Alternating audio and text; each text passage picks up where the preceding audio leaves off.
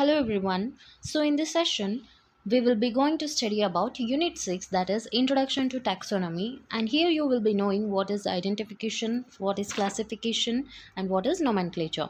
And for your second semester I will be holding unit 5, unit 6, unit 7 as well as unit 8. So in today's class you will be knowing about the taxonomy, identification, classification as well as the nomenclature. So let's start. So, what do you mean by taxonomy? Taxonomy is a science that deals with the naming, describing, and classification of the living organisms, including plants. Carolus Linnaeus is considered as the father of taxonomy, or you can call him as the Carl Linnaeus. And taxonomy, which literally means as the arrangement law. And here the classification is based on the behavioral, genetic, and biochemical variations, and the characterization, identification and classification are the process of the taxonomy. So what are the process of taxonomy? Characterization, identification and classification are the process of taxonomy, and the organisms are classified into similar categories, namely kingdom, phylum, class, order, family, genus and the species. And the principal ranks in the modern use are domain, kingdom, phylum. Division is sometimes used in the botany in place of the phylum. And next comes the class, order, family and the genus and species. And Carl Linnaeus is regarded as the founder of the current system of taxonomy, as he developed a rank system known as the Linnaean taxonomy for the categorizing organisms and the binomial nomenclature for naming the organisms. Theophrastus, the Greek philosopher scientist, placed this knowledge of plants on scientific footing in his Enquiry into Plants. Enquiry into Plants is a book written by him. Here he dealt with the plants at large and attempted to arrange the plants in several groups. He is therefore known as the father of botany. Coming to the plant taxonomy, so if we talk about the plant taxonomy, first we have to know the plant kingdom. So plant kingdom is divided into two types, that is spore bearing and seed bearing plants. In spore bearing plants you will see mosses, ferns as well as the algae, and in seed bearing you will see gymnosperms and angiosperms. Angiosperms are followed by the monocots as well as the dicots.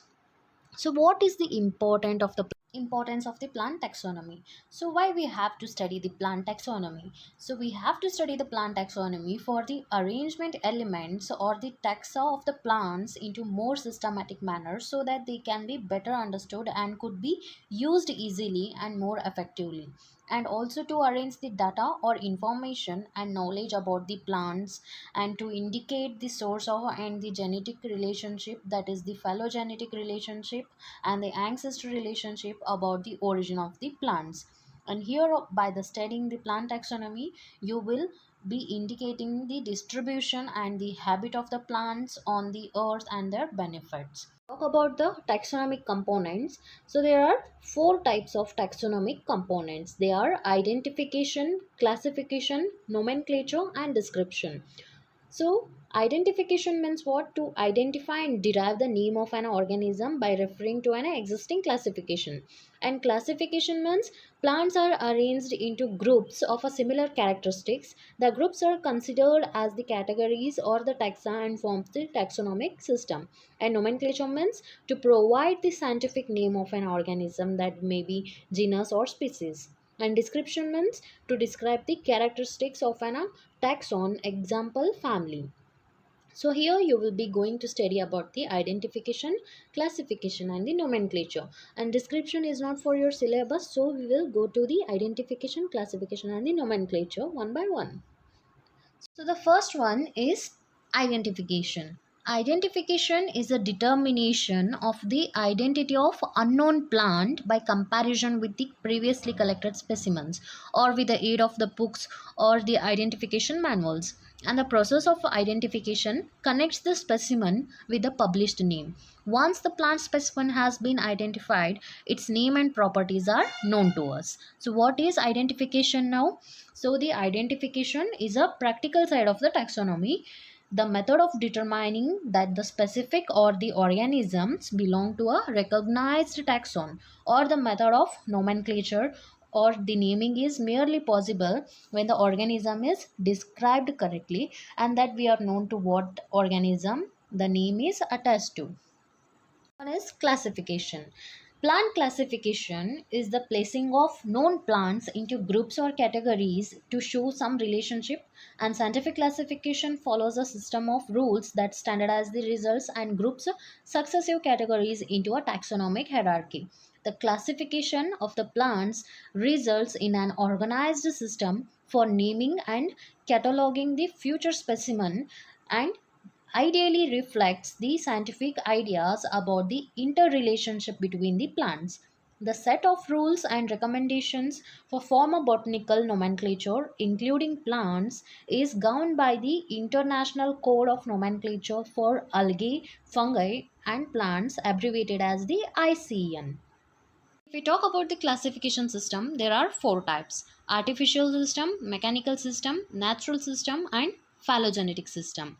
Linnaeus and the botanist before him tried to classify the plant kingdom using single or few characters chosen, and they only thought about the convincing the following system of classification slowly to identify a particular plant.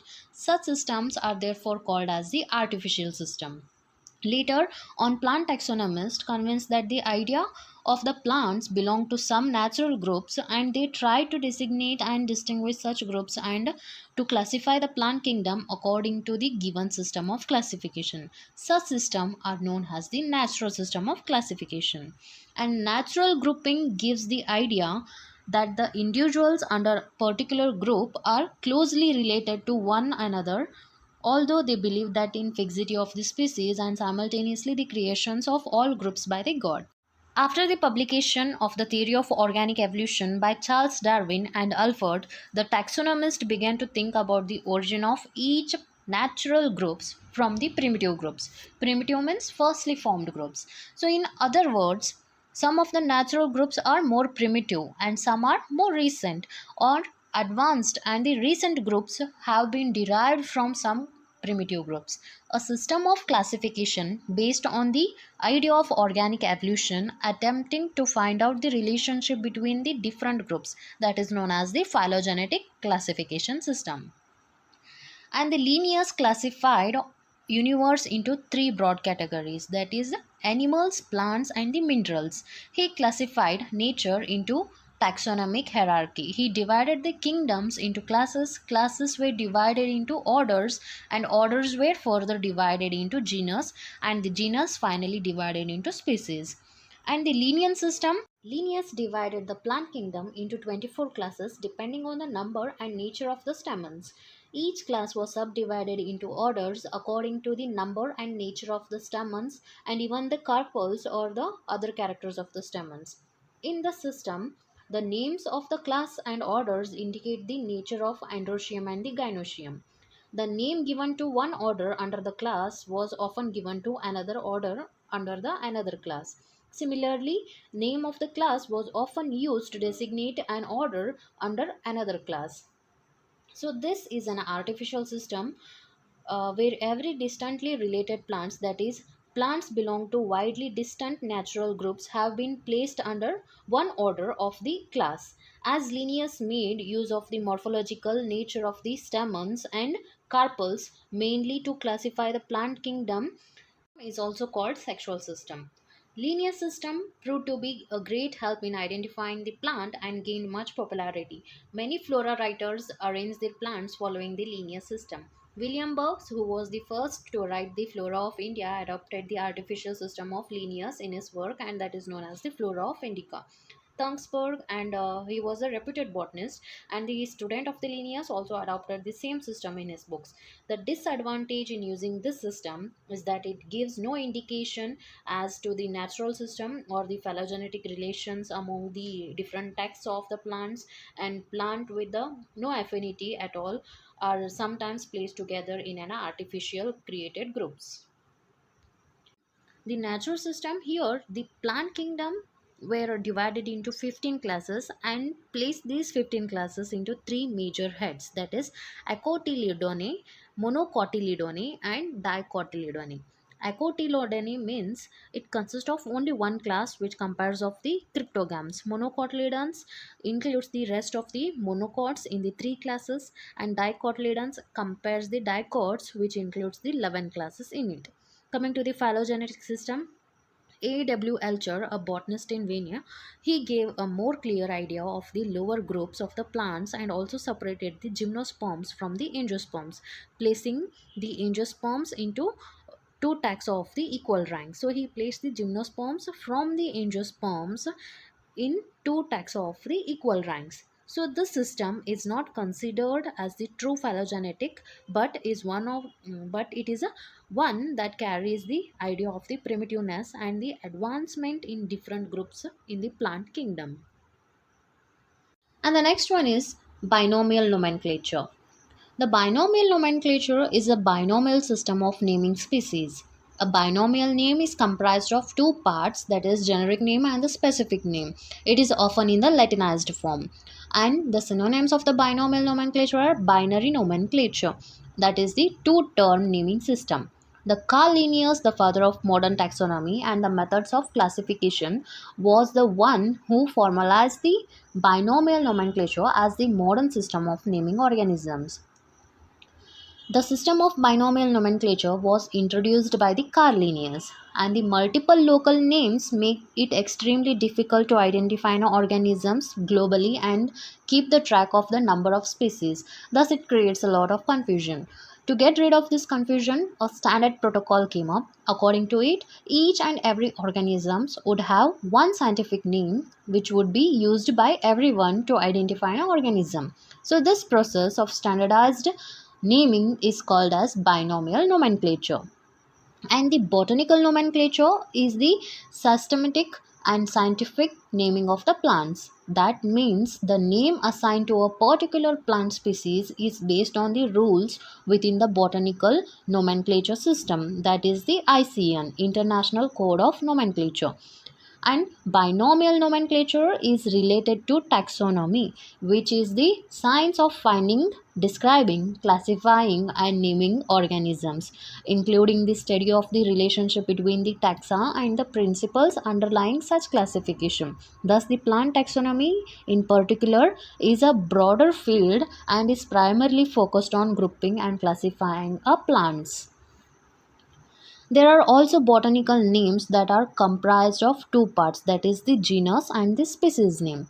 The genus in the botanical name of the plant species is the first, whereas the specific name can be given in the second part. So the genus name must be written in the first part and the species name must be written in the second part. For example, so you can see here, that is the example of the apple, Molus domestica. So Molus is the genus name and the domestica is the species name. So why the binomial nomenclature is important?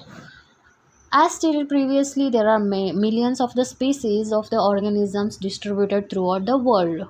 Furthermore, the same organisms are known by different names around the world, and this can be cause confusion when trying to identify or classify. Hence, the binomial nomenclature was seen valuable solution to this problem. And there are many drawbacks of the binomial nomenclature. Some of the basic drawbacks of the binomial nomenclature are: if two or more names are currently in use according to the law of priority, the correct name will be the one used first, and also the names used prior to those included in the Systema Naturae by the Linnaeus, they are not recognized. So I hope you guys understood about the identification, classification, and the classification systems and the nomenclature. So you studied about the taxonomy. So we will recall the points. So the taxonomy is defined as a science of biological classification. In broader sense, it consists of three separate but interrelated parts, that is classification, nomenclature, and identification.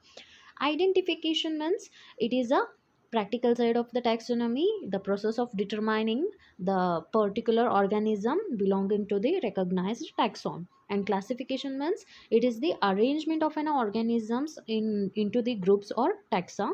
And the nomenclature means it is the branch of taxonomy concerned with the assignment of naming and the grouping in the arrangement with the published rules. So I hope you guys understood well. So here I have given a slide of the Bloom's taxonomy. So the Bloom's taxonomy was created by the Benjamin Blooms in 1956. He published a kind of classification of learning outcomes and the objectives that have in more than half century. So you can apply these six levels of the Bloom's taxonomy. They are understanding, creating, applying, evaluating, analyzing, and remembering for the improvement of the cognitive level, and it helps in the understanding of the topics also. So it is a hierarchy of the learning objectives. So I hope you guys understood well about the taxonomy, identification, classification, and also about the nomenclature. Thank you.